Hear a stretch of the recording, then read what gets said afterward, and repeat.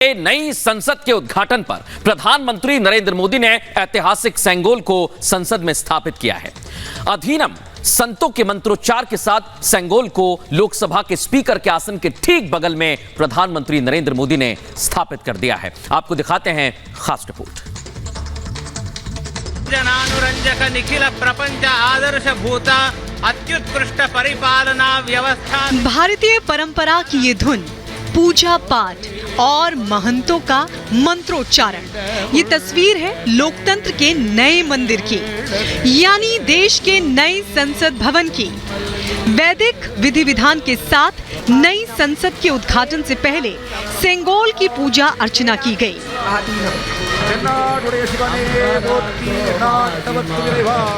विधि विधान के साथ पूजा के बाद प्रधानमंत्री नरेंद्र मोदी को सेंगोल सौंपा गया। लेकिन प्रधानमंत्री नरेंद्र मोदी ने सेंगोल को हाथ में लेने से पहले पीएम मोदी ने सेंगोल को दंडवत प्रणाम किया। लोकतंत्र के नए मंदिर की ये झलक हर किसी के मन को छू लेने वाली थी।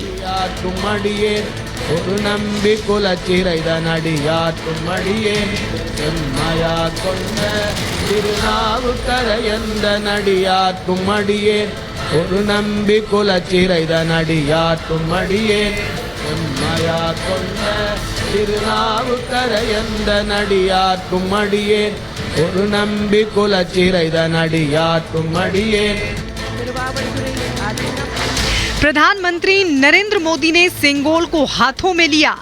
पूरे सम्मान के साथ पीएम संसद के अंदर सेंगोल को हाथों में लिए हुए पहुंचे। इस दौरान पीएम मोदी के साथ लोकसभा स्पीकर ओम बिरला भी मौजूद रहे। भारत के प्रथम प्रधानमंत्री पंडित जवाहरलाल नेहरू को तिरुवावड़ुरे आदीनम में समर्पण किया गया था।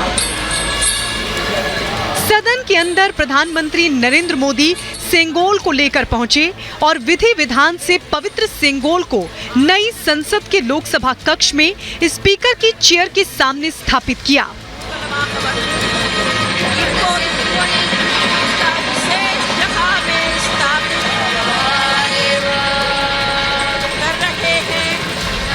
इस दौरान अधिनम संत वैदिक मंत्रोच्चार करते रहे। पीएम के साथ लोकसभा अध्यक्ष पूरे अनुष्ठान में शामिल रहे। स्थापना के बाद पीएम मोदी ने सेंगोल को पुष्प अर्पित किए और हाथ जोड़कर सम्मान दिया। सेंगोल की स्थापना सदियों पुरानी परंपरा को फिर से खास बनाने और लोकतंत्र में उसकी खासियत को दर्ज कराने के लिए किया गया है।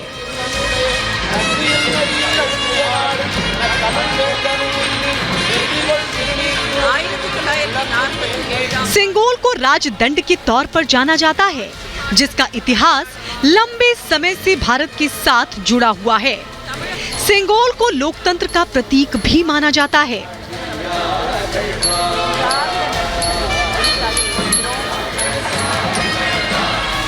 जिसे दुनिया के सामने एक बार फिर भारत के इतिहास के तौर पर दर्ज करा दिया गया है।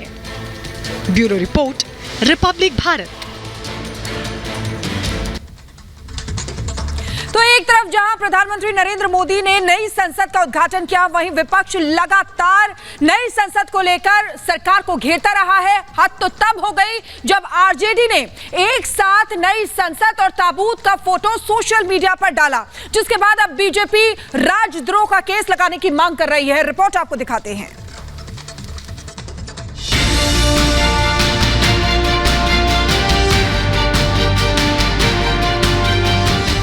के संविधान की हत्या करके उसको दफन करके उसके ऊपर एक बहुत सुंदर आलीशान जो है एक इमारत बना ली है। खाली इनका मोदी जी का विरोध है। आज उसको ताबूत के रूप में बता रहे, पहले क्या आप जीरो के अंदर बैठे हुए थे। जब संविधान का पालन नहीं होगा, संवैधानिक की व्यवस्थाओं का देश के नागरिक पालन नहीं करेंगे, तो श्रीलंका जैसी और पाकिस्तान जैसी हिंदुस्तान की हालत हो जाएगी। पूजा पाठ और पूरे विधि विधान के साथ सर्वधर्म प्रार्थना और देश को मिला नया संसद भवन, ये वो तस्वीर है जिस पर पूरे देश को नाज है। देश की इस धरोहर पर गर्व करने की जगह विपक्षी सियासत कर रहे हैं। उद्घाटन से पहले से शुरू बायकॉट वाला दाव अब तंज और कलंक में तब्दील हो चुका है।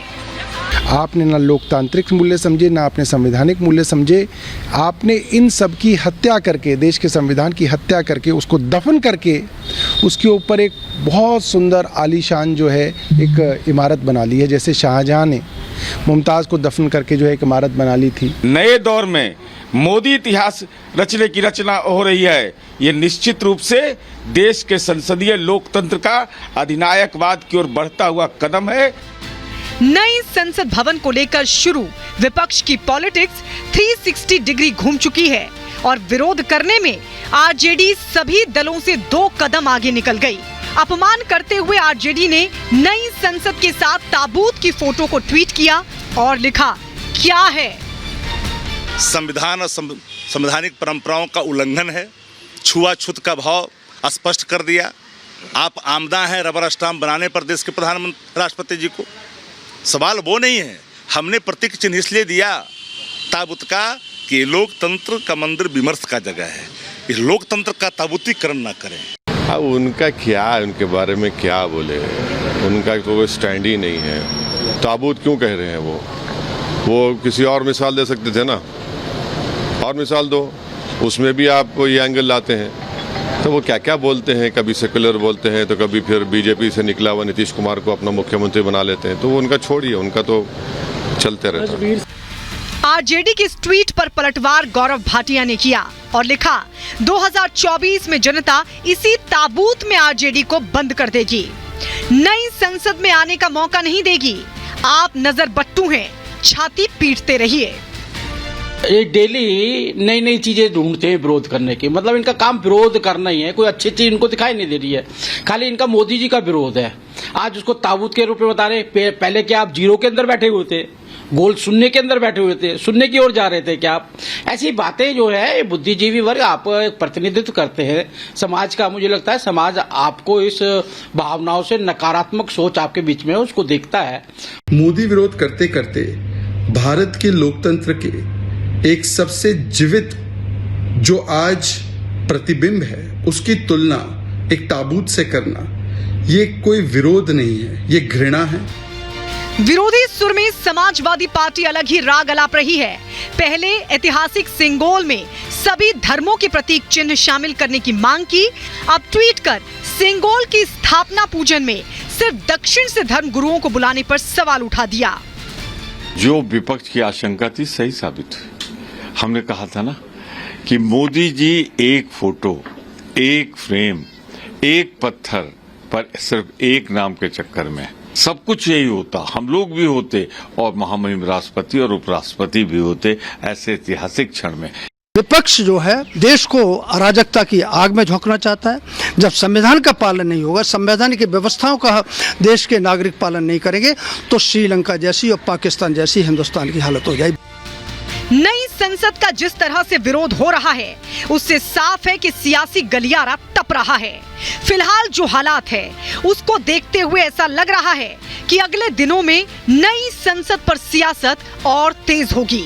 Bureau report, Republic Bharat. तो देश में सियासत के लिए मुद्दे बहुत सारे हो सकते हैं, लेकिन संसद पर भी सियासत हो रही है। एक बार सीधे रुख करते नई संसद। दीपेश हमारे साथ लगातार बने हुए। दीपेश, बताइए जरा, वहां पर लोग तो बड़े खुश नजर आ रहे हैं, कह रहे हैं कि ये अच्छा हुआ नई संसद बनी है, ये जरूरत थी, लेकिन एक तरफ सियासत भी हो रही है।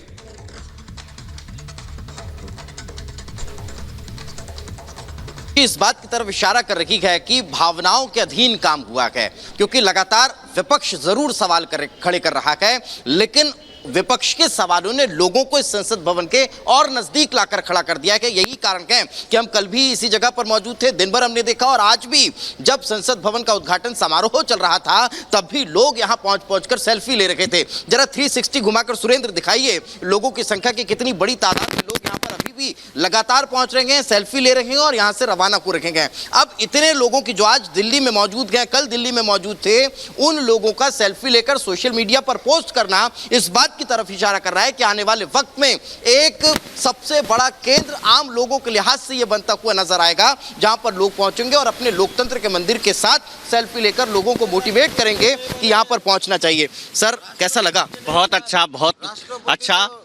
नए भारत में नई संसद भवन की ये भवन नई ऊंचाइयों को छुएगा और नए विकास इस स्वाधीनता के अमृत काल में देश को एक स्वर्णिम विरोध हो रहा है सर, उसके लिए क्या कहें? विरोध करने वाले हमेशा ही विरोध करते हैं, कभी उसके नाम पे देश के अन्य समस्याओं के नाम पे मसले को लेकर विरोधी जो है वो विरोध करते रहते हैं। पब्लिक है, ये पब्लिक सब जानती है। बहुत शुक्रिया आपका हमारे साथ जुड़ने के लिए और तमाम जानकारी के लिए। तो दीपेश नई संसद से हमें एक तस्वीर दिखा रहे थे और बता रहे थे कि वहां पर लोग पहुंच रहे हैं, खुश नजर आ रहे हैं, सेल्फी ले रहे हैं और ये कह रहे हैं कि ये जरूरत थी और वो गौरवान्वित महसूस कर रहे हैं। लेकिन उन सियासी दलों का क्या जो विरोध लगातार कर रहे हैं, तंज कस रहे हैं, इसे कलंक बता रहे हैं। और हद तो तब हो गई जब नई संसद की तुलना एक ताबूत से कर दी गई। इस रिपोर्ट को आप देखिए और देखिए कि किस तरह से देश में नई संसद का विरोध हो रहा है।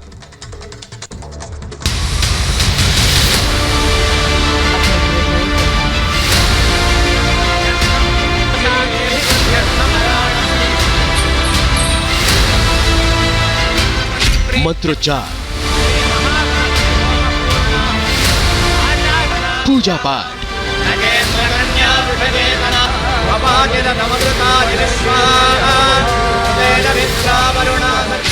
और सेंगोल की स्थापना।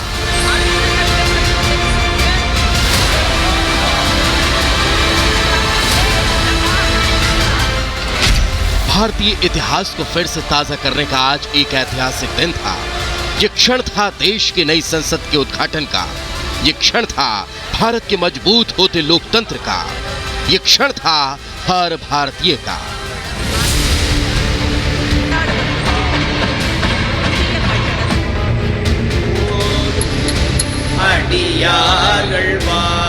भारतीय संस्कृति के साथ की संसद का उद्घाटन किया गया। प्रधानमंत्री नरेंद्र मोदी ने आज के दिन को एक ऐतिहासिक अध्याय के रूप में जोड़ दिया। एक तरफ संसद का उद्घाटन हुआ तो दूसरी तरफ विपक्षी दलों की सियासत भी अपने चरम पर थी। उद्घाटन से पहले विपक्ष के कई नेताओं ने बहिष्कार वाला कार्ड खेला तो उद्घाटन के बाद उसमें कमियां निकालनी भी शुरू कर दी।